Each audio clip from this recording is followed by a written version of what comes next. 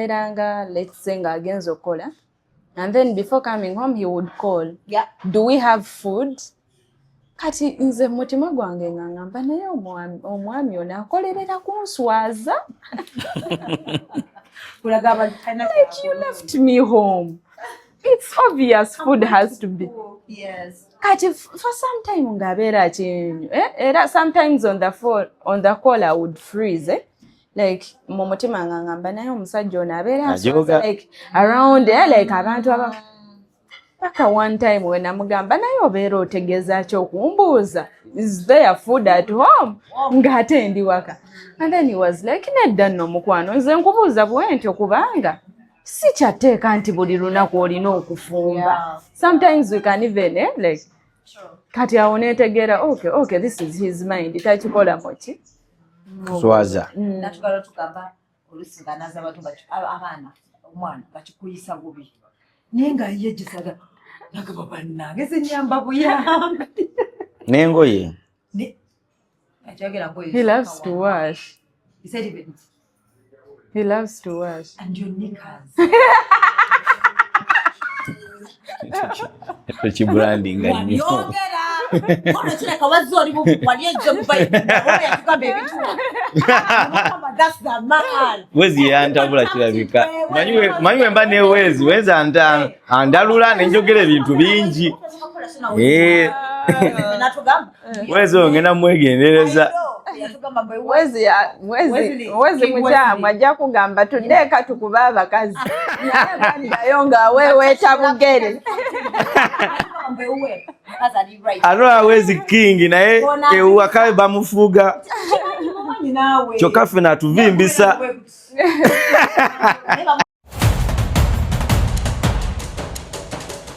Wano kumulangira interiors ebyo byetukola furniture webbe furniture wa class kwayagala ennyumba ebere furnished enyume bulungi nnyo tukuwe ku magezi ga interior designing ennyumba yeveeyo bulungi obere ne space eri majestic eri magnificent at affordable prices tuukirire Mulangira Interiors.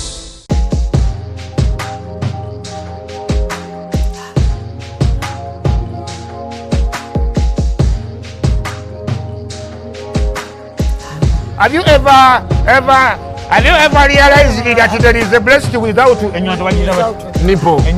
But without a nipple.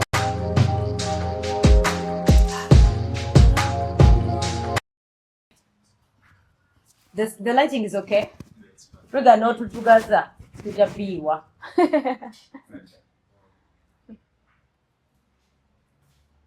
I start? Yeah. Okay. Hi lovelies, welcome to my YouTube channel, Dorina Sasira, and this is Love Life. Let me hope you're fine. Thank you for loving Love Life, for subscribing, for liking, for commenting, for the feedback. Yeah, good or bad, we love it. And also, nabasalama ubuntu ku TikTok. Mwebale tubalaba. You always cut out things. So mwebale. So for the first time, Sagana Barisayo, very excited. For the first time last year, was it last year I guess? Mid last year. Last year. Kuna banga yamita Jamari. Jo, pesa mwenye yamita Jamari. Omita anaga balenda mkwano Jamari. So I think we're promoting Ada. Netumufuna najye kamocha. So ngataina mchala nengamba stories otuwadde. So yatambula ne bagamba twagala omukyala je. Yes, ate naye shebu nagamba. Okay.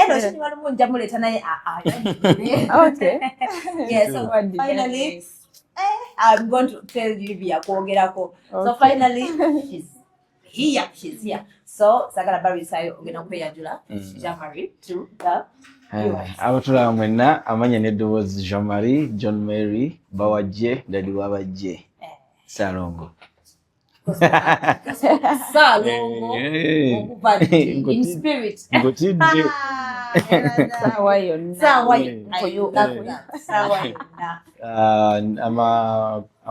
a gospel artist. Yes. Music producer, sound engineer, and an entrepreneur. Yes. I have a company called M1 Entertainment, and M1 we have a recording studio, manage artists. We We also have stage lights. We do event screens and sound. We do backline. So basically that's what we do. Yeah. Businessman. Jemirimu jenkola jivamu akasente. Right. Katuzeko ku beautiful way. Angela. Vanange, hello, our beautiful viewers. We are so excited to be here today. Yenze Jackie Sengendo. Sengendo. But my Jackie Jamari. Sengendo. Jackie Sengendo. I am an accountant by profession. Wow. I also run a fashion and beauty brand called House of J. We did in makeup services, hairstyling.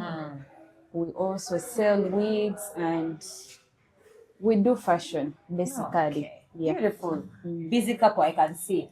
Kati njagala kusooka mmanye jjani yamwe sagimanyaako yadde mpulira rumors mwesanga mutya. Mwesanga mutya. How did you start? Jamwe yatugamba. Atina tugambo leero. Rugamba, I would love to hear it. Wali paji. Hey, kituufu naye ate ng'otandikiddeawo. Andikiddeeyo kale jjani njagala. Njagala kola Atandikidde mu bbomu. yatugamba. Atandikidde mu muliro. Gotya. Ekituufu era bwe kiri. Ojjukira naawe. Ekyo sikyakijjukira nze.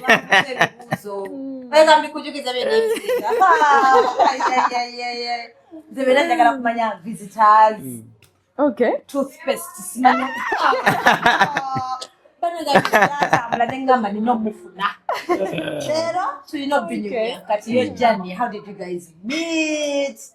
And yeah, your love story. Okay, how we met is in two phases. Because, yes.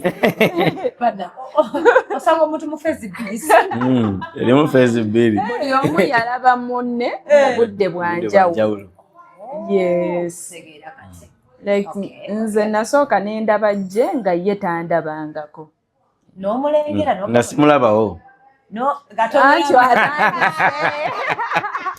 beeyogeza bwe bati.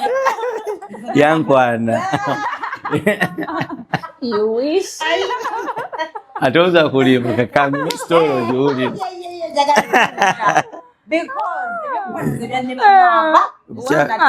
Mukyalo oyo yankwana bannaaye. Mukyalo oyo yankwana naye sinakugere. Kale engeri gye nakukwana katulabe. Story ejja kweyongerera.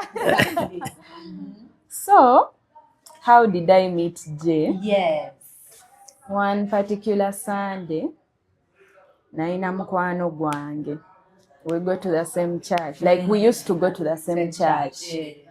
Nga ngamba, hey Jackie, there's a gospel event happening this afternoon.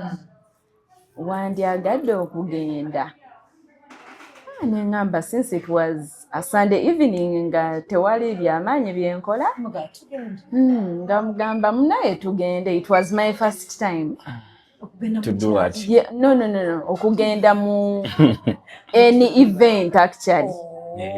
Nange mbadde nange. Mayi story ukaseera njifuna. Nange ukaseera njifuna mpya. I'm not church girl. Mbona yajifuna mpya. Kati so ne tugenda mu event. Namba nti story ya side ye. Kati nze ndikuwa my side of the story. So when we go for the event, yanyumira since it was my first time. Okay. Abayimbi, like my first time seeing people. For some reason, I don't know why I wasn't. Like I wasn't in that area of events. Kati, mo event yeyo. Yali charity concert ya Jay. Yes, he had organized a charity concert for a sister.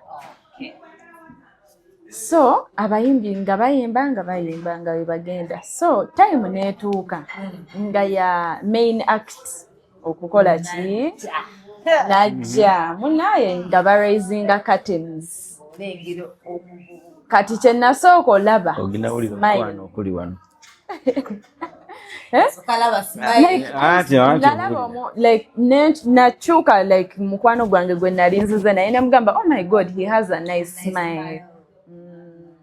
Kati funny enough ne mukwano gwange bwe nakola eyo statement nanjuwako bichi you're crushing on this guy. Yes. Ne mugamba I'm just appreciating the fact that he actually has a good smile. Kuba we raising a curtains, the first thing kye nalaba smile nene bwetyo kubera nzikitega kwata nakweya ate funny enough I didn't know him. I didn't know about his music like nali sina completely. So when nalaba this guy that has a nice smile, then when he started singing the music wa mulungi kati in my heart I'm like how comes I had never heard of his music or something. Kati ono mukwano gwange gwe nali naye kumbe ali in a certain group nga nejje mwali oyo gwali otudde naye. Yes, yandeeta mu event. So when namugamba he has a nice man nanjuwako you're crushing on this man. Kati nangamba kati ngenda kuwe namba ye. Ngenda kuwe namba ye. Ne mugamba naye bw'onampa namba what will I do with the number? Jokingly she's like wajja mugamba kasita you've loved his music you will say I am your fan. Munayo mwana ogusirike nze saabirimu ebyo. I was just being an innocent girl. I know. Yeah. So mukwano gwange nga mpe namba munaye bwe yagimpa nga mbeera nayo. No. So one time like there are those days wobeera ngo scrolling through your phone. Nendaba. No, I'm like, okay. So I'm like, Jean-Marie, my friend gave me the number. So ngenda ku WhatsApp ngamugamba hello. Kati ngamba ne kati nzizeeko ki.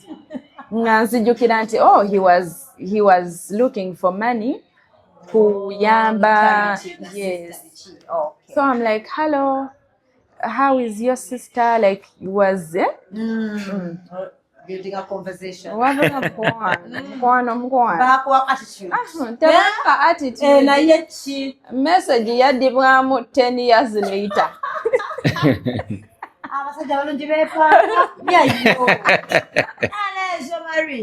No way. Naye Lavayo, guess what happened? When I sent the message, nendabanga like not there, but like after some time, ono muntu teyadda munze nga nkwata namba nga njidelitinga musimu okolanga nze kati asenze blockinga nkuchawa simaina chiwankola when I deleted the number nze kyo ngantibako.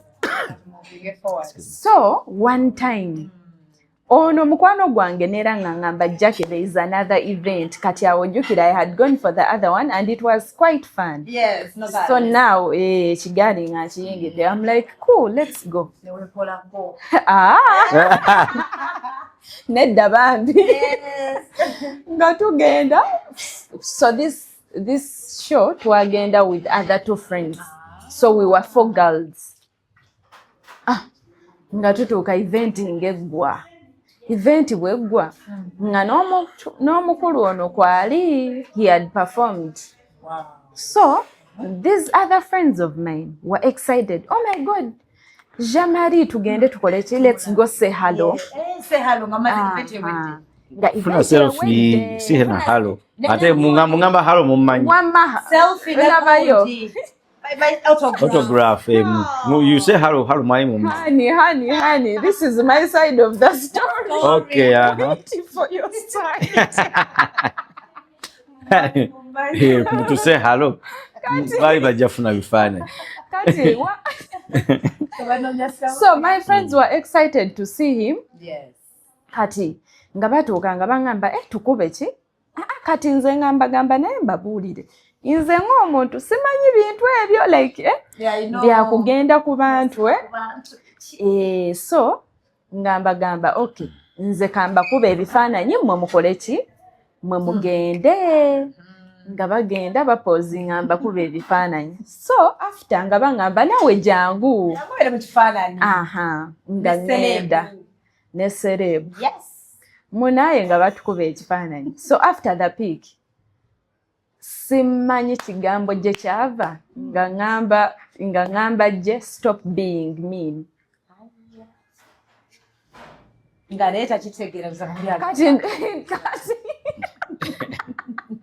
Kati I never planned to say anything. Simanyi kigambo na gye kyava. Nga musajja wa Katonda mugamba stop being mean. So I think he was bothered. Like, what did I do? Kati maybe story ye wetandikira awo. Stop being mean no kolota. Did you ask Kanogamba what did I do? Of course. Chanti. Not a chimuli no. Ngayogami kati. Yeah, because sure it was actually a praise exchange. I think twajiranga ko spirit. Praise exchange. Kanwendoza kolonzi yali highlight olunaku because I performed with the band. Atijuka bobanga highlight olunaku, but then segezo no kola ne band mukeerawo very early in the morning for sound check webwa mwino okulinda abantu bajjem like nga mugenzeko eri mu lounge. Kati so we yago ngo mwimbi ko ejika mwakeddewo because ne performance nyine it was like 1 hour. I remember we are doing live surprise and worship kind of experience concert. Kati nga muntu nena bombo maze era ontegera artist nti mune bwamala sho abagala gena bugenzi kumula kuba kyobo isimu bwoko kati musajja ndiawo ubuko bwange bonna ndiawo ngezako neda ngezako ku bano bajja na selfie obo kyali eno na kukyuse eno ona kukyuse eno like I'm trying to be humble and you know now someone comes and tells you stop being mean. Kati mtima hizi bana uko na bwendi ko buno ndi wano ndi mukubambi kubafirira buli tufunewo ku selfie buli omu ne fude Yesu Boya fude Yesu ate kati go ngamba stop being mean and ne chinzakana chimbadhalinga but then nga mtima ne kantwe namba yo no mwana mulage nti siri mean. Nuga kale pe namba yo zikale ningamba ashinze gimusaba no gimusaba yaitankubye just naifunye number. Yes, naifunye just number. Kukumulaga nti siri mean. So there's mulaga nti mne naffe tuli ba bulijjo, we text, we call, so so yatuke wakani muzaka say hey, did you reach well? This is John Mary, this is my number. Bichi nene Angela. So netandikiranga okwogeranga buli kiro mbanze ewaka mu textinga hey how are you, how was your day, kati mukwogera ngomo text nezitandika nezivamu ne bu late night call kati connection nawe etandise nenga mwe mkusoka kati yaiteteriwo kati yes ngano kumanya ne face kyajijjukira kubanga ekiraga nti ne nice kyamjukira ngomu nenga just manyi twali muntu engamba stop being mean kati by the way I'm not so kati there's a actually day when agenda ku church yawe one of those random days or like against Sunday evening ngenzo kati ekiromba njogana no muntu gwe na saving ko stop being mean. Wamusabika ko stop being. Bakusabika ko stop being. Andi mutsoka. Kati then actually nemuga kati mu conventional nemuga can I please call you J nga on like tense of kwetega au nenya nechiusa nitaka ko J but msoa kwa stop being mean kati there's one day nagenda ku church yawe nempereza kati ekiro tuba tuogera naye nangamba oh by the thanks for coming by for passing by at our church and you ministered so well. Namubuza which church is that? Nangamba you even came and say hi to us. You even say hi to me. Ngatojjukira na Kati neyongedde kuswala kulegera nti ndi mimi. And tell me, and you mean?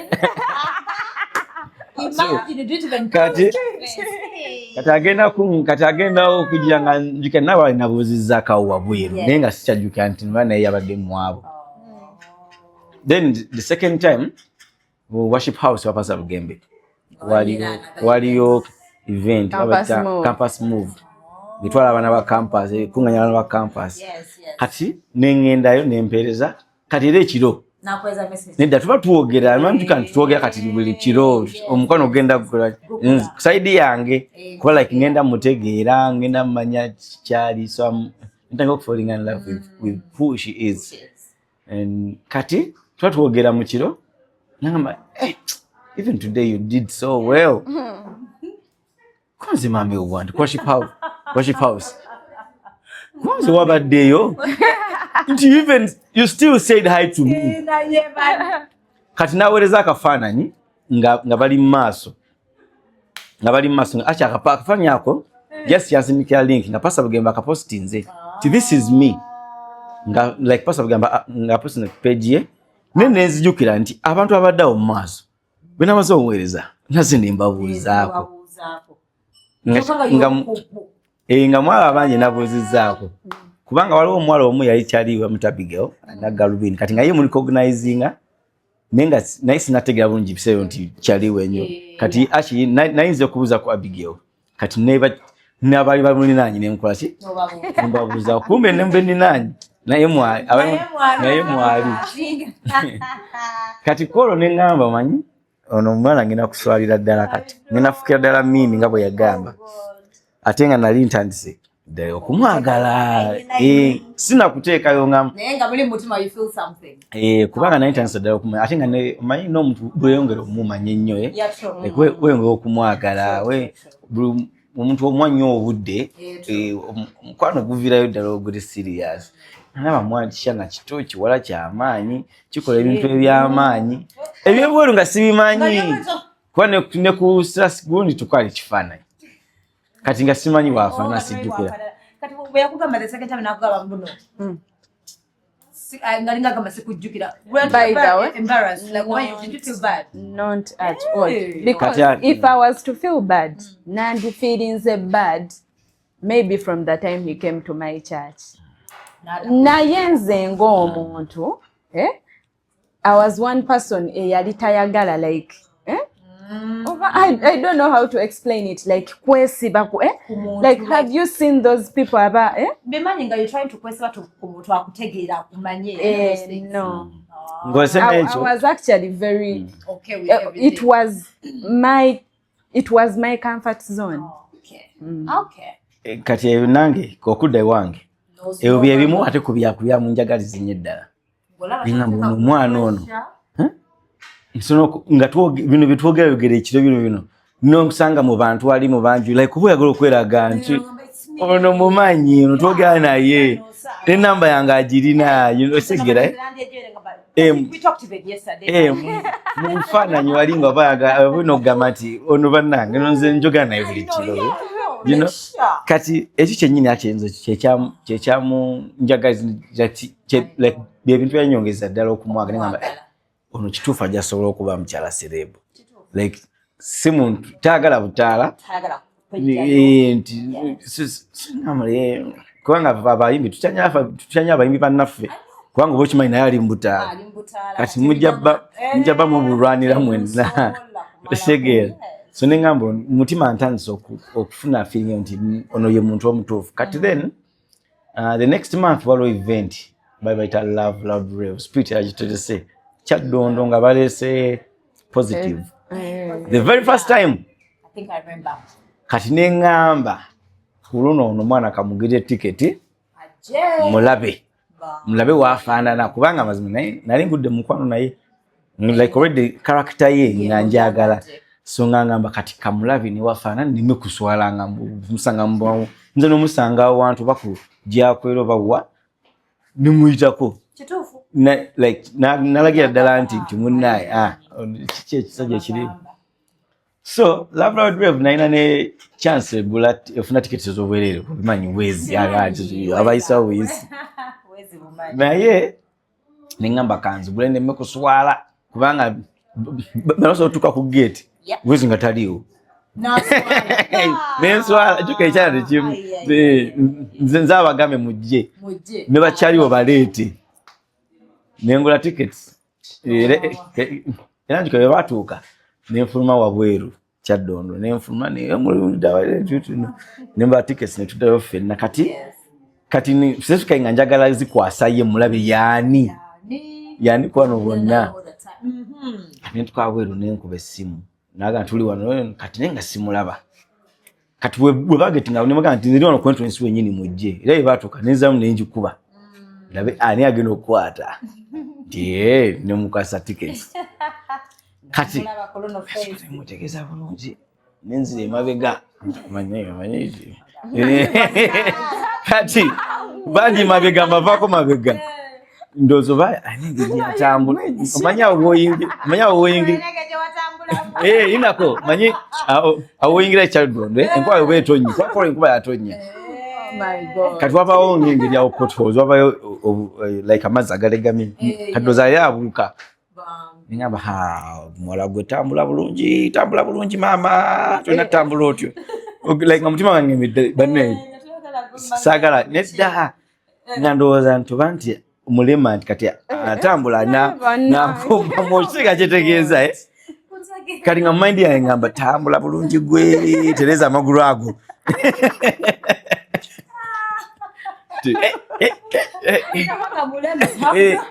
like mutima wange ngamba nduguddemu kubanga ekyamazima singa yali era mulema oba mulwadde alina obulwadde obutawona oba biki nali nduguddemu nali mulaavu kati ngamba kyonna ekijja oba afaana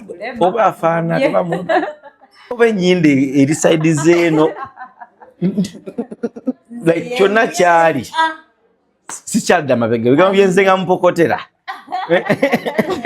ne vibe gyentaddewo eri obulamu bwe sisobola giza mabega ate ndikyandimuweereza bwe namulabe nekiba nga siyo kyenneetaaga amaanyi nengakendeeza nja kuswala kati nga mutima gwange neewaddeyo kyonna ekijja mukama kyoleese nina nakyo naye ate kankitegere nti kifaana bwe kiti so netugira sheso okuva ku sheeyo awo ne papa singa ddala okumutegeera ddala ningendanga ku mulimu gyakolera ninyanga taxi nengendayo ne mu dropping ewaabwe ku bigere ne mu dropping ati namusanga because but then yali akwera kasangati nenga teyabeera gayaza so katinga mutambuza okuva kasangati paka gayaza naye namperekera nankomyawo gayaza gye tulinyira taxi ate nensoka ne muzzayo katono naye nankomyawo kati okuva ko nutandikawo mpola beautiful. Kati muri no gamba marriage yetuka etya. Namwera propose. Kukwana kwennyini. Bwana. What wagamba kati kino it's either you're in or out. Line is that surprise nyuma katumaifu kati. Ona wese nali ndowooza like oba nali nyombu wereza ne line zikwana sizirina. Era namugambira nti munnange okuva nakulaba ubadde like now ulango uli change ulo era njagala kuwasa period ngati wali ya romantic words ya singambirina nenge bikola nabilina okay yuko ebigambo byali sibina naye bikola namuti namuwerekeranga ko nengendanga yewaabwe tugenda ngako out nga tuvudde ku mulimu waliwo akafaawo banywe tunyweranga kakaawa netufuna kakaawa nenaddayo ewaabwe tugendako oluusi waliwo street eyambuka waggulu ku Gayaza Girls ya chorus oluusi tutulakawo ku bbali ku kkubo lumu bwayi kiro netwebaka ne mu kkubo eryo Wangala kumbuzabu. We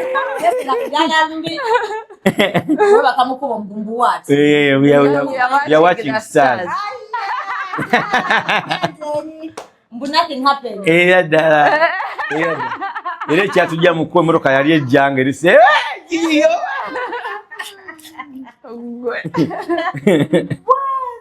So when your brother proposed, you said yes. Nenda mukwano. Mbadde mmanyi kubanga yagamba ya yangu ya. Na yangu za ate sakwa na proposal ya mali kubanga tutandikira. Like the other time wetwalinga twogera we naye nze ng'omuntu mu mutima gwange and in my heart he was not anywhere close ku bantu bensobola okudatinga. Kati nze I was excited nti I have a friend in him, a very good friend. Kubanga like twali twogedde. So olunaku I think he had walked me from work to home. Kati ne muwerekera agende. So when he was saying bye, nangamba from the very first time you felt special and I want to marry you. Banange naseka. I laughed. Ngomanya chisesa. Zamana. Ngabono muyaye. Akisoka mutwe gwange nali manyi I think this guy has something like 4 ladies. Like ngangamba ekitono nnyo ayinza okuba alina abantu baabo. Ngera in my heart I'm like this one is a no-go zone for me. Era I laughed. Musajja wattu n'atambula n'agenda. Netubeerawo like nga tubeera tunyumya and each time he would hang up, he would say I love you and I would laugh about it. Nga toddamu. Thank you. Thank you. Okay. You gotta see you tomorrow. I love you. Hey, Kari, we shall talk tomorrow. I love you. Thank you so much. I know, man. That's hard. Paka, one day, I think I had come from work. Yes. This man has been on your case like and consistent. Yes. Ate mu mutima gwange ne ngamba okay, he has proven like abadde true to his word. True. So in my heart I'm like okay, I'm not like I am done with school. What is stopping me from being loved? You know? Kati ne gamba mu mutima just to give yourself a chance to be loved.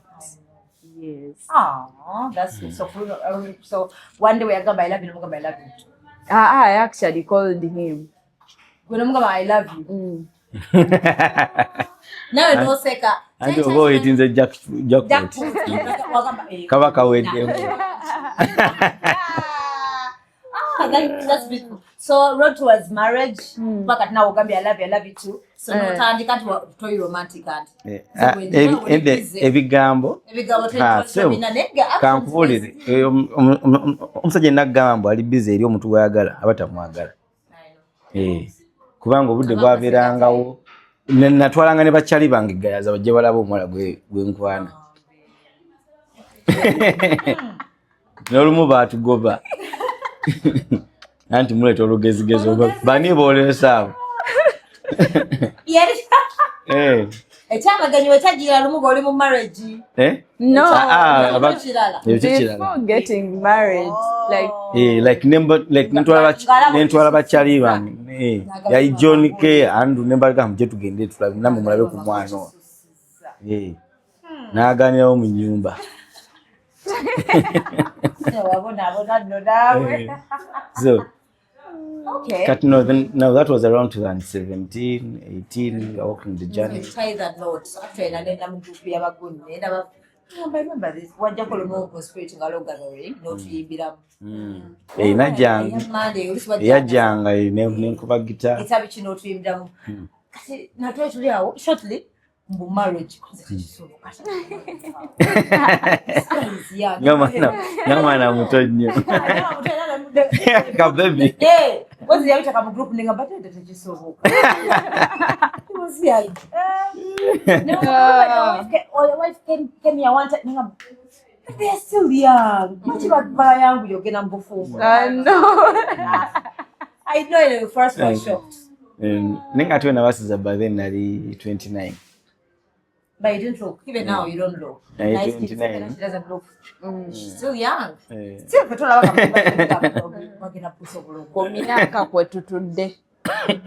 know how many years now. But like, Tumewaza 6 years. We are making 6 years this year. Kati chintu chitambuliza dda. So far, how is it kuanga balaba kabulira abalala dating ekiri eno. But dating for like even 10 years. The moment they tie that knot. 3 months, no. Nakola mistake echiye. Simanyi oba kyekibaawo kituufu. Simanyi kibaawo kituufu oba era ne mukyala wange nali mmanyi ali ize nnyo omukyala ali waawami. Naye kyana kisanga se kikyali muliro kikyo kikuleetedde wale kwekuuma tebatulima tebanimba tebanga if I keep it for long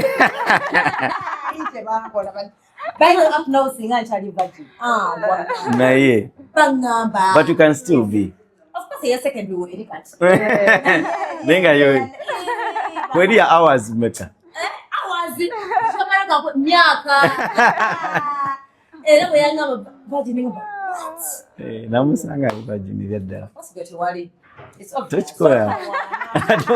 Ate omusajja ogira otya nti ali virgin. Naye nange nali. Nali ebyo. For these 6 months, I know there are challenges. 6 years. Sorry, 6 years. What has kept you together? What are the challenges ziri mu bufu? Ate jukira kati mwali bato. Kati ego ngeri eno nemi. I know, right? Manga naye agamba yale banyo oli mwangu yakenda kusangana ka. Si mwangu no. Ate kati naye ajja kugamba ko John abantu bakawaana ne ngamba. Bawaana biki ebyo?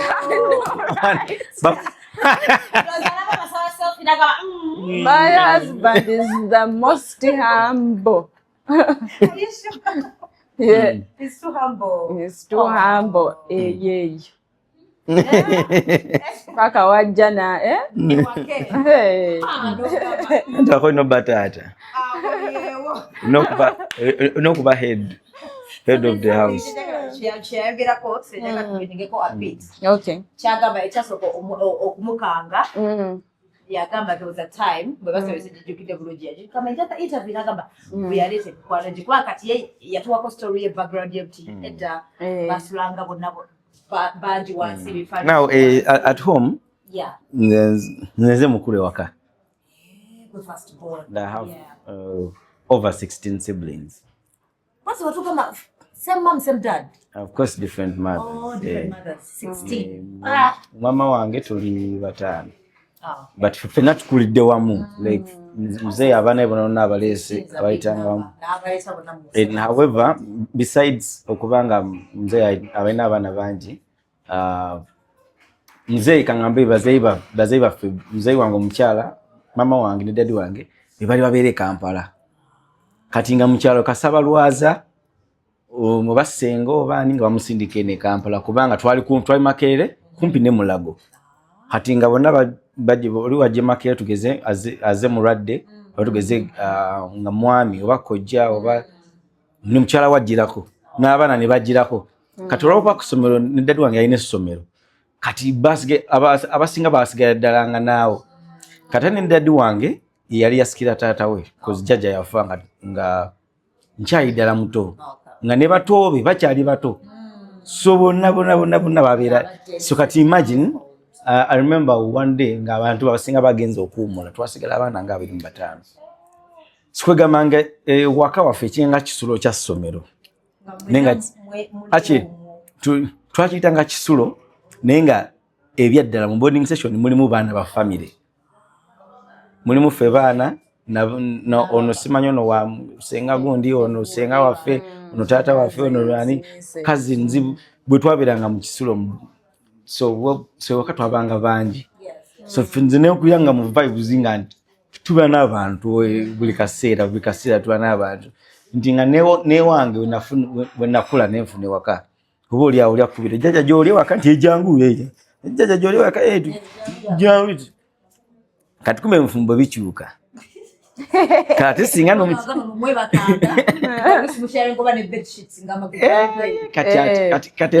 kati biwaka maisagala bigenda munyo kwate haso ndala naye wakati kati magina abo nonna abaana twalina only rooms ezo ekimu kisenge eddiiro n'ekisenge ekyabakulu dadi mweyabeeranga ne mami imagine by the way okimanyi nga netwakyazanga abagenyi nga basula mu kisenge kyenyini badadi mwe basula I swear nga mwe basula basenga because basula eno kati fe mu ddiiro twasulanga mufe abaana era nga bateekawo omufaliso gumu makkati kati muteekako buteesi mutwe mweno neeno neeri amagulu ne gabeera eno ku kiwempe kati abagenyi bafunanga privilege osula mu kisenge era nga nga n'olumu nga mami bava ku buliri nibo ne basula wansi abagenyi ne basula ki kati nga for me that is my kind of mind kumbe je kati ye mind yegamba obuliri bwaffe buli sacred bwa bufumbo ekisenge terina kiyingiramu kumbe nze ebyange bya gyoli kati lumu nina kyali wange kyali oyo even before bufumbo nedda nagendanga ejjinja nga gyensula ewuwe buli wengenda ejjinja ewuwe gyensula kati mpasizza nayaze e Kampala nkubira joni ndi muki mu Kampala nzija wuwo mind yange eri jangu sano zirimeka ziri nya za kiro nyase sano sikyaswafuna hotel biki kanzije wuwo tumulage igwe gayi jangu nkubira je waliwo abajja ewakawo ngina kujja ne chips nasirika atandikirawo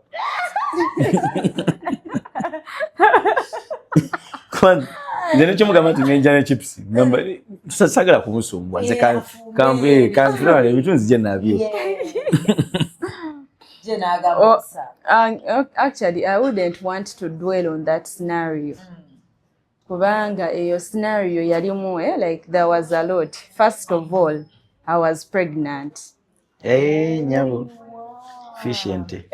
Ate n'ekirala saagala kudweringa pregnancy to the whole situation. Yes.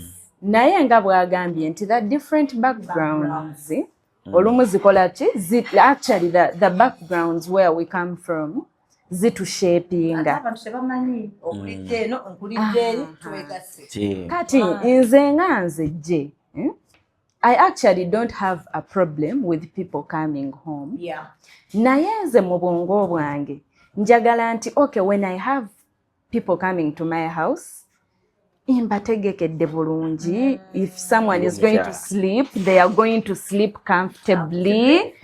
I wouldn't want to have a visitor that is coming to my home ate ngende wali mugulire chips zachi like kati nze by then nga yeah, it doesn't make sense.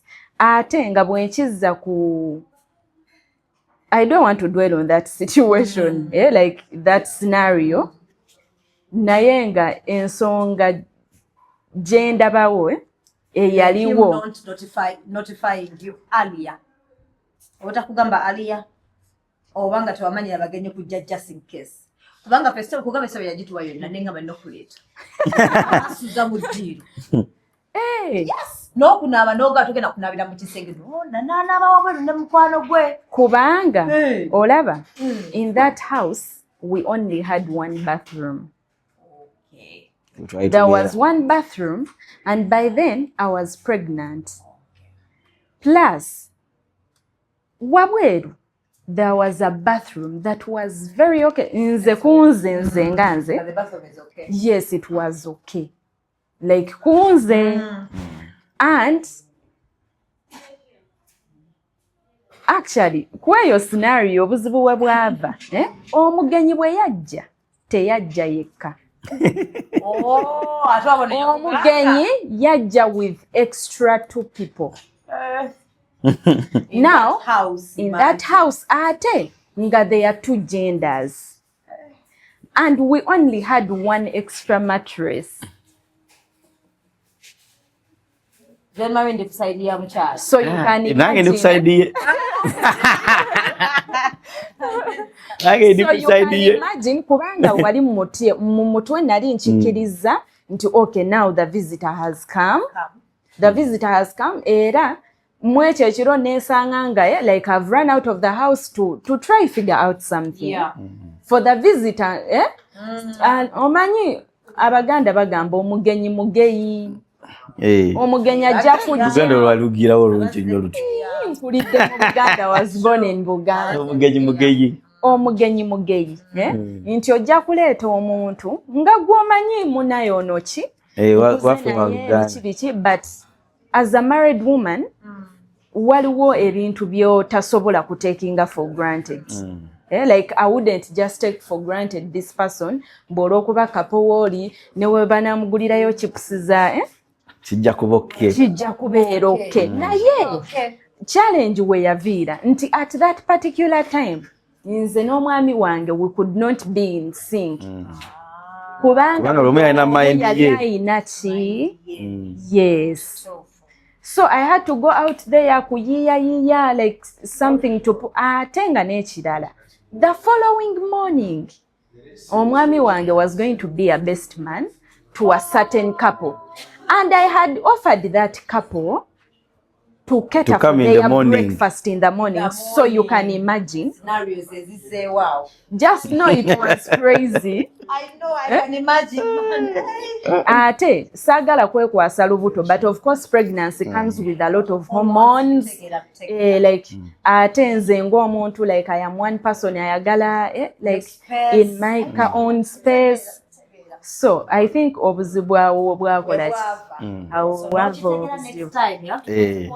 Mama nayiga nga kike nnyo nfa kinensi. No, actually kangambe nti ndowooza. But did your friend understand though? Yakitegeera. Twali mugamba nako. Between tamanyi nakumanya nze n'okola interview n'aba naye short naleeta obuzibu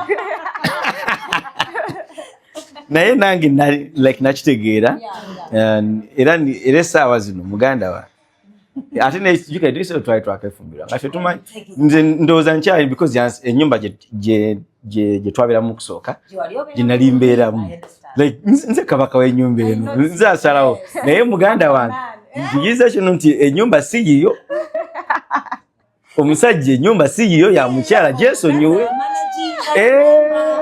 nyumba yokka n'obulamu bwo n'abaana si babo n'amanya yagalonda like wega ofuna wega kuba n'emirembe omukyala yiki ye lead omutuufu actually you know batugamba Bible somewhere man is the head bituuka ku ground birala nnyo era just nali twasharinga ku church ne basingles ne ba marrieds ne bagamba nti Bible egamba mu Ephesians nti like newa instruction eri abakyala okusubmitting eri abasajja nafa abasajja okwagala abakyala baffe nga Yesu yagala nti Yesu ye Katonda yali akimanyi nti abakyala okusubmitting kizibu kubanga mbwongo bwawe olaba abakyala bano tugamba ffe tusalawo mangu tukola leadership mangu omukyala nga yakutte ku company okimanyi nti ekula mangu nnyo ddala nti bwe omukyala nga yasazeewo nti njagala kukakasa nga yasazeewo akukakasa n'okusinga omusajja bwe yali fafa abasajja gamba yenfaaki yankola bubi kamwe kankyesonyi naye omukyala mukole bubi olabe ajja kulagako paka ku last moment nti now that's the kind of kangamenti character that women have nti bokusubmitting nga kizibu kyova nti Bible yakibawa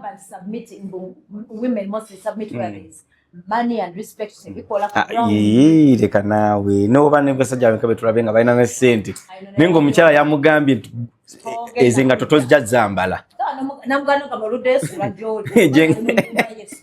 imagine ate n'osulayo imagine omusajja n'ogamba nti ennyumba ngirekedde omukazi amazeeko emirembe naye nga yiyo n'ogiddukamu so nti kasito otegeera ekyo era essaawa zino sina kyensobola kukola ku nnyumba nekuba kukyusa langi neba kati lumu era museera ebyasooka ddala kati nkwata kapeti yali ewaka ngitwala ku studio kuba kati siri ebizinesi yange kati kapeti nze yagigula tetunafuna baana kati eriwa ene waka wafaana bulungi tetukyaza bantu ku studio twetaga carpet so nenkwata piece yewaka olutalo lwali awo simu yokka era kati nayiga ebyewa kali sagikomyawo naye namusuubiza omuwa endala nja kugulira endala esinga sikwogera naye olina kumwebuuzaako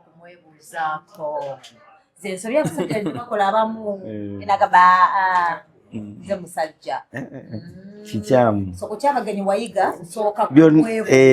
si bagenyi boka ebyewaka lesson learned. Hi baby cuckoo. Okay. Akati echo no chiga.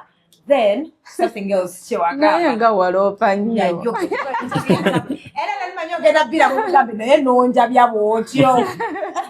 Wewe nagamba we have to see that. Muleze. Achaba gencha. Nera abamu nagamba mususa wama ntufu. Honestly. Naye, honestly speaking, the bedroom is sacred. Yeah, true. But that is true. And that's the mistake most people do. It's sacred. Very sacred. It's not a mistake. Naye kati nze nkiyize wano. Wakati ffe waka nga bwe nkugambye twakulanga senga y'obukomero wajja yamanyi asula mu kisenge mwennyini ate sina mu kisenge ku buliri kubanga mugenyi faaba ku ttaka tugeze waliwo senga omulwadde azze bamulese mulwadde yasula ku buliri obuliri ekitanda twabanga n'ekyo kye mami na dadi kyokka ekyalinga ekitanda kati bano simanya baana bato bakyali bawere be basulanga ku buliri ne mami segera kati nze I'm like it is okay mukera ku macyengo ezisula mu kisenge mukera ku macha mwena musoka mu kisenge abazadde bakyebase ne mufukamirawo wansi w'ekitanda mubabuuza n'ogera n'ojjayo engoye ezo nti ekitanda it is kati gonga motamu it is sacred essaawa zino obisegera nasulanga mu rooms 2 gwonsanze tulina nyumba ya rooms 3 mutima wange nga sikitegera so it's not mistake but nzize nkiyiga nti munaye ekisenge is out of bounds kati kambuze when it comes to in-laws okulotya now because my in-laws abamu kasaba tegera bomubeera most have had issues with those in-laws. I want to bless the Lord. My in-laws, Bali, they are very good people and they are disciplined. I don't think there is a day they've come to my home and they wanted to cross boundaries. That's nice. Katwali jo Marie, katubudde jo Marie echachi yashimiza kao.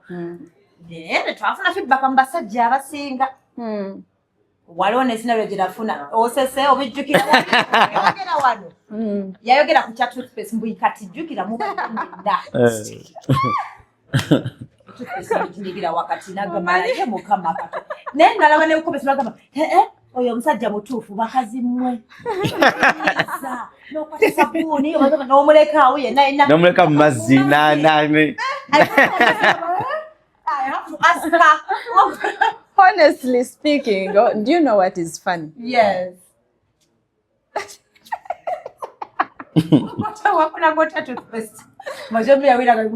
Is there is no single day when nalaba nti kizibu. Until when I saw his interview. I'm like, wait a minute, I actually do this. And he's like it doesn't click. Okay, I press.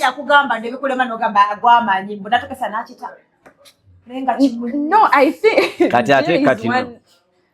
kati ulira nekisinga okuba fani bwe mulaba akantu ako nti nakweddo nti kamunyeeza nalekeraawo natandikanga okuba gondi kati ate ulira ate the reverse part of it ne bimbowa nga wengena mu kinaabiro n'esantutesi ngali okay kati ate oshegera kati nga sikyalina byakukola bwe mangenze kati ate nga mpulira njagala addemu abinyige nga sitatu emba ngenze like mbako nebyenkula okusooka era nekinsoma lesoneza nti muna ina obuvuma bwetwe buli nti osanga omuntu ali perfect ate nti ate biyinza okubowa osanze omuntu buli kimu akikola bulungi buli naye wano mu imperfections zaffe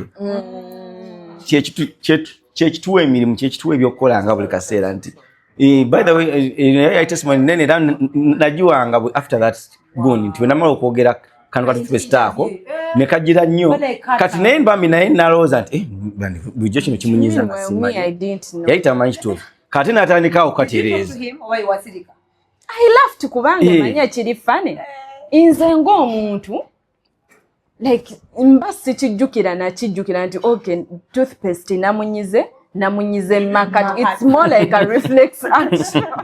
I know we are joking. I'm like, wait a minute. Kati watani kukatereza ate nange ne bimbowa nga mpuya siagambisa nga biri organized bulungi.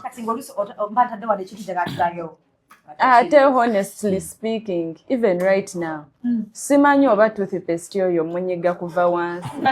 I don't know. I think I went back to so like wamusanga no gambanage no kusika ngo bino because I think he's an organized man. He looks a very clean man. White. What?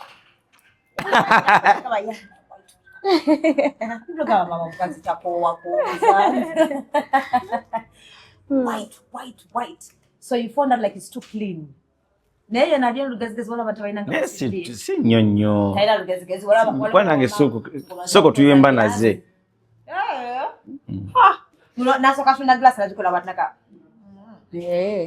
tabikole not really naye wesange bitunga bidugala mbyoza ate nga kimuluma yali chenga kimuluma yoze bintu by the way nesukuluma mukusooka nedda kati ekyali ki one thing that used to bother me mwami wange yabeeranga let's say nga agenza okukola and then before coming home he would call do we have food kati nze mutima gwange ngamba naye omwami ono akolerera kunswaza like you left me home. It's obvious food has to be.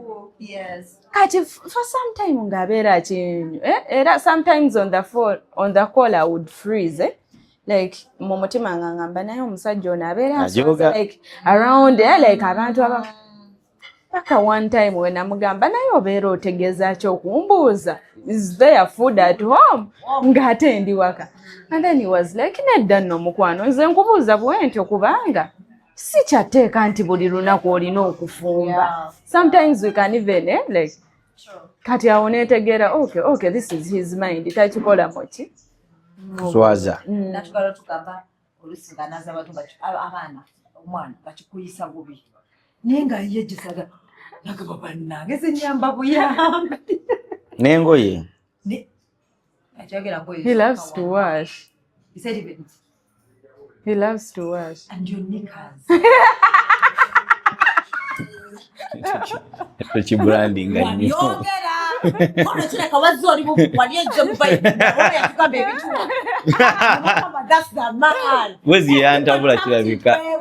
Manyiwe mba ne wezi andalula nenjogera ebintu bingi.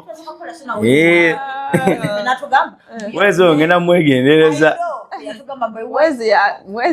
Wezi mukyamu ajja kugamba tuddeeka tukuba abakazi naye baddayo nga weeweeta bugere.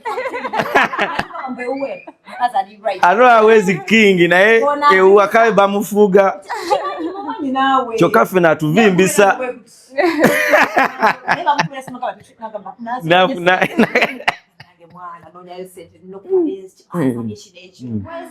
Omwazaaki yagume.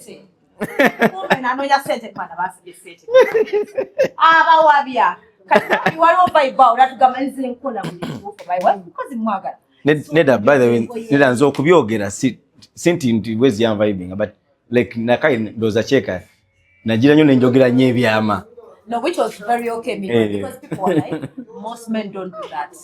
But I do them. Started tapping into the blessings. Netumubuza yabikola. Yatugamba. Zasini kebe mtuno na mbukoze kino mbujagala amanzirire no. Then tukola from my heart. That's true. Yes, so tyatuta mu answer yo era netukivaka onengamba wow. Inti yabikola nemugamba kati go bikola mwaliza ku boxers those days nagamba let me tell you in the circle na bikola mboba koza bitu mboba mbokoza ngoye mboba kumoleza bichinga njagala munaye abinkolere.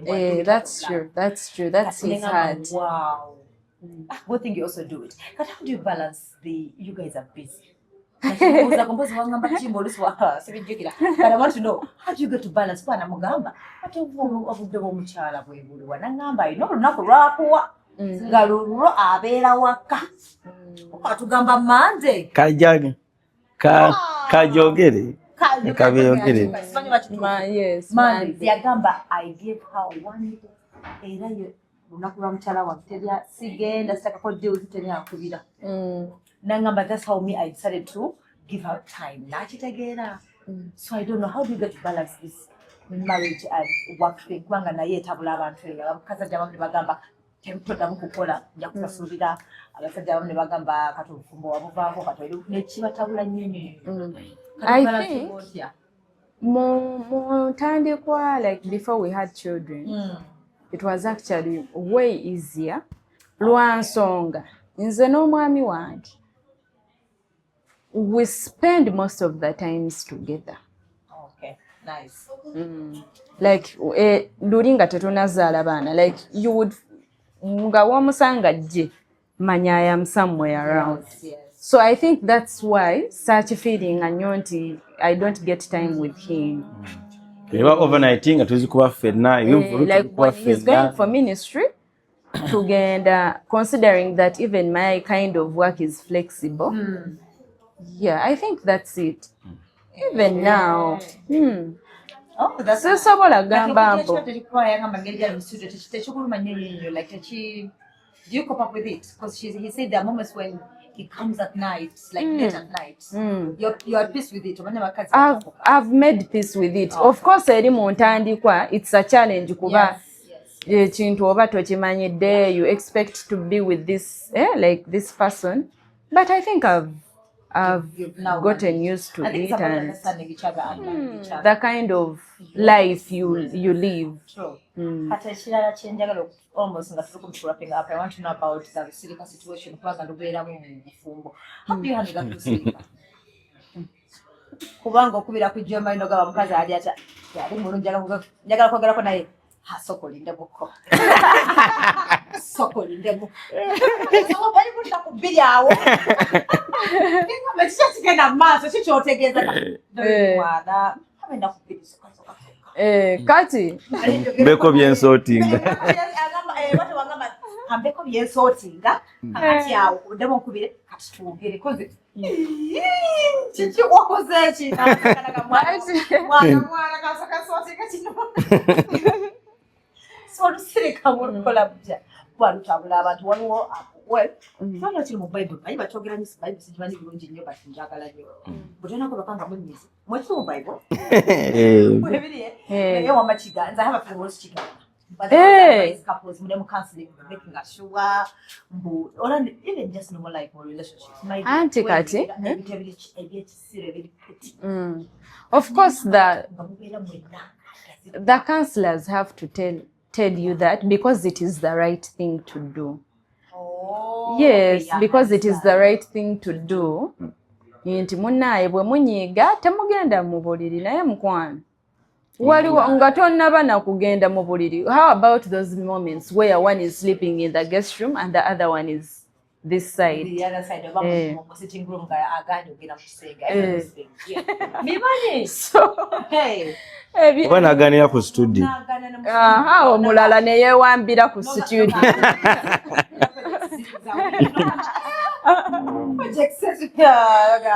Naye one thing I know about Je, when he needs time akugamba like I need my space now. Like right now I am not in position to maybe talk about this, but we can give it time. Kati nze nga Jackie ekyo nkiyize buyizi kuba I was this type nti mbeera njagala ekintu tukyogereko there and then.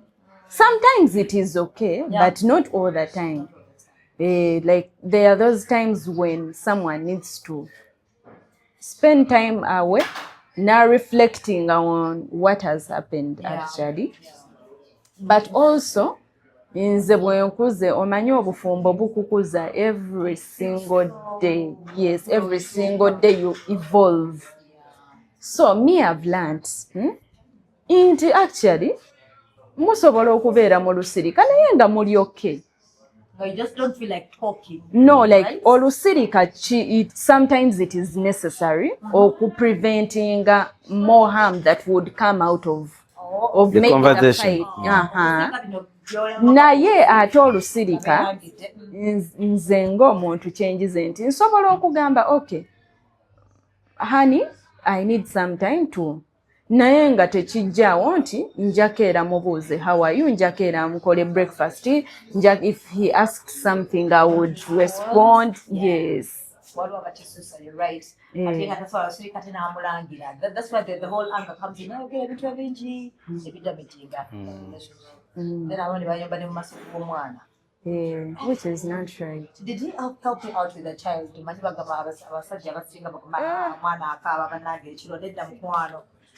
Very supportive or he has helped and he helped beyond what I can. Yes. Thank you for being a good no wonder the first day of school even before we came here, preparing Zensima. We showered her, combed her hair, dressed her up. Yes. That's good. Married couples out there, marriage people, them like my children and expectations are from Boga. Babam to channel be like I know. You can have Monday when I about couples in you know things in you mean you mean yeah. I feel inspired. Move from Bosiki again, and I go there for wrong reasons. When it's much together mass. What advice would you give like such couples? In Nakus, Nabayaga, Bufumbo, young couples. Yes, I've noticed something. Currently, abantu obufumbo babu branding ng'ekintu ekibi. Ekizibu okuba. Actually, yes. Ekintu ekizibu, but honestly speaking, when you go into marriage with the right person or partner, right mind and the right attitude, there are also people that don't believe that actually true love did. These days, by the way, going to be a speed, my dear, but they don't have time to. I know. Naye ekituufu kiri nti omukwano ogwaddala gye guli naye kitandika naawe. If you believe so, Doreen, if you believe you're going to meet the right person or you're going to to meet someone that loves you genuinely, that is exactly what will happen. But if you go with this attitude into your why, like something like that, trust me, tojja kusukka nnyo ku ekyo ky'olowooza. Kubanga bw'obeera ng'olina perspective eyo, kitegeeza waliwo ebintu by'ogenda okukola either ebikukugira okubeera omuntu oyo omutuufu. Kubanga nga tonasanga muntu mutuufu gwe nga ggwe, naawe olina okubeera omuntu omutuufu. Yes. So if you have the wrong attitude towards marriage, that means that attitude is actually going to stop you from being the right person. I know kusanga the right person. Yes. So maybe akalowooza katonotono. Let us have the God mind about marriage, because the Bible says he who finds a wife finds a good thing and obtains favor from the Lord.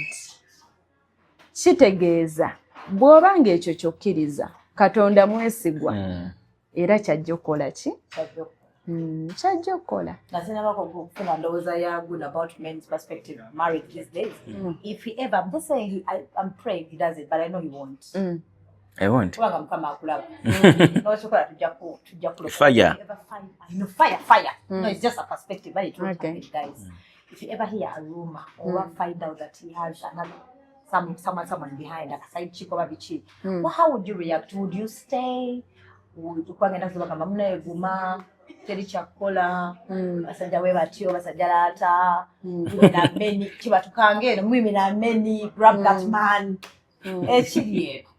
so what would you do in your mind? Okay. Your perspective tolimba Genda kulimba kubanga Fire. No, munonya ate namba najifunye munonya nemugamba nakuddeyo tulumbe tulumba obudde tulumba naawe nze numba. Honestly speaking, nga sinaba na kids kuba, let's say, side chicks or anything. Obufumbo bulumbibwa ebintu bingi.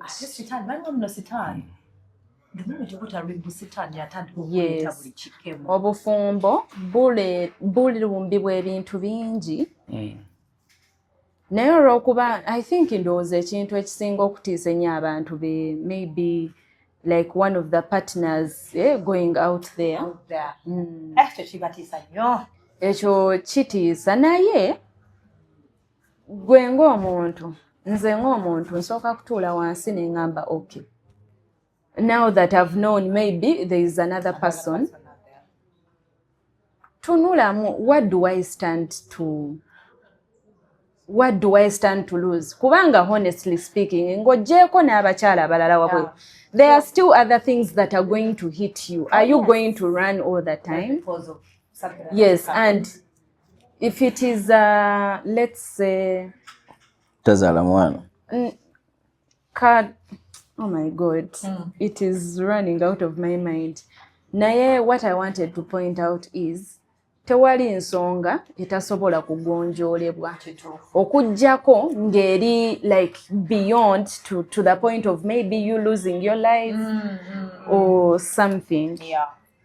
So I think everything everything can be talked through. Namulaba how to handle the thing. Otherwise, if we are to run twandibadde tudduka, I think, every single month, because kubanga beside chicks, it is not the only challenge in marriage. Waliwo n'ebisukka ku ebyo. But actually, we always point out that. So actually, that is why marriage is supposed to be a ministry. Yes, marriage is a ministry. Buweereza.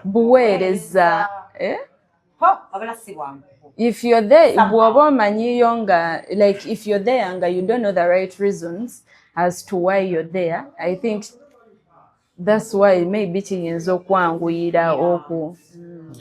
akasemba yo message yayogera lulindi okensira kuyeze ntulime mwawa akayimba kama kapya yanga mambe aleta sente wamma tulimba afune gito kimubuza kiddemu nga siriyo aleta sente unazikuwa no plan. Is it true? We plan. No, it doesn't like baby because there was no rally. We plan as a family. We plan as a family. You know, most men don't do that. I tell what is funny. He never asks for accountability. In the center zange no. In the center zange zenkola like whatever I'm doing with House of Tea. My husband doesn't ask him for. Kati gwezizo ziliwa or something like that. Wow. Such a good man. Kati nziza kusaidiyo. Enyabo. Sabanange yampeleza wakaze nompereza okati no she can sing. Ni wanga mwangolanga kayimba before. Yes. Our wedding song. Bane bali mako wedding wadete wapita. Neto ali mwangu no. Yeah, lockdown mkwana. Tuwamba no wankubadde. Nali nja kufunenge nani wa essential. I know. Mama ali gobuzabuza. So na yampeza ka video kali kwa kutukana balenje Mary yangamba mama ne kati tubuna solving amaka mulamba kushia. So nangamba today find it as a so I so called that so by this event nali manyo liwo just I didn't even tap on it. Yes, because nganimba all the time. Ngendo kabanga angaza dide mwali nguyimba. Pana okay. Nice. So the song is about what? Is it a love song? Is it a gospel song? I don't understand. Actually, that song could actually be one of the answers. Kuchibuzo chombuziza, like, which advice would you give? Married couple. Yes. The song is called Sure. Sure. It's in English. Both English and Luganda. So that song particularly shows that when love is from God, it is sure and pure. Because ye kenyini kyagamba like the orchestrate of love. Himself is love. He is love, and he also assures us that when you find a wife, you find a good thing. Era favor mu bulamu obwo, sure. Blessings. Right? Sure. In fact, you're right. For your relationship, I think you're not going to take wakati. Yes. Wala wanga chiganye nga chakusikami bwango manye chikatonda tachiri chiganye.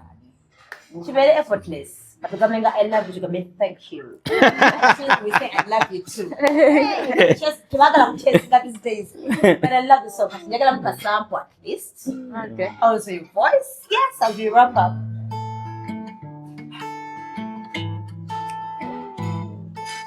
Blessing sure you are.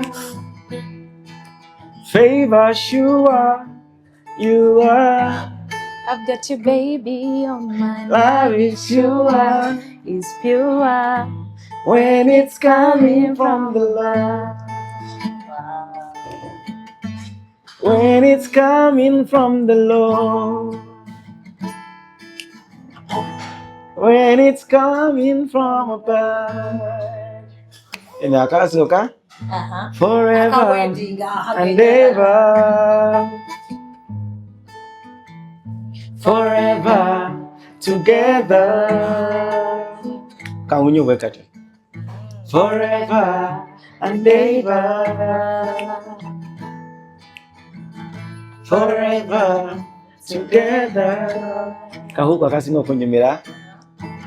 Nze nawe tuli ruji na pata. Internet na data. Tuli nyetu zemude ngondawa.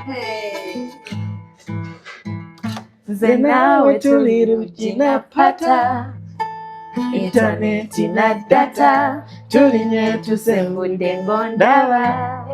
Since njagala mbele nawe forever and ever.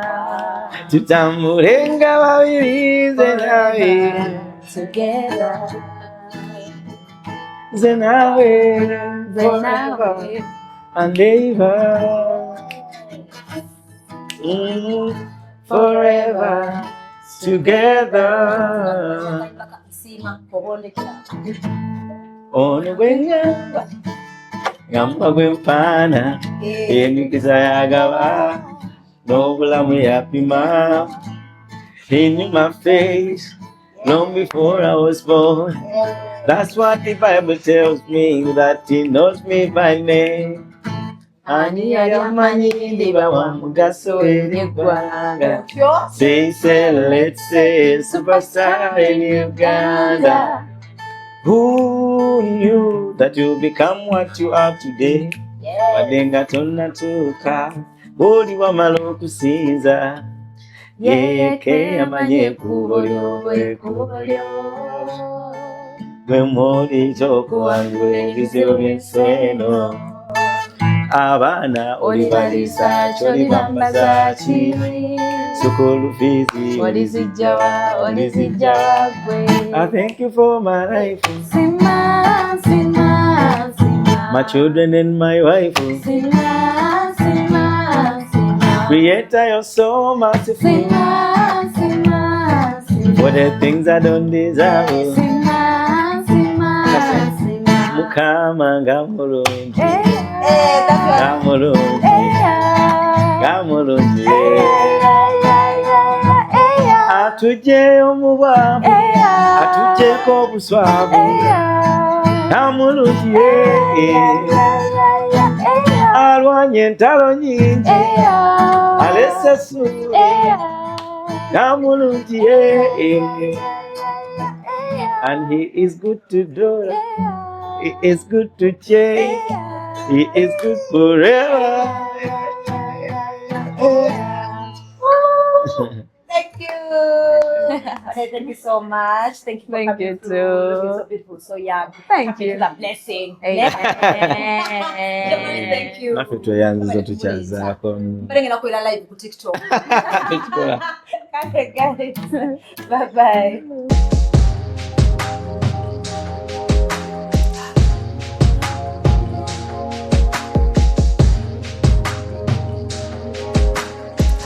Have you ever realized that there is a breast without a nipple? But without a nipple.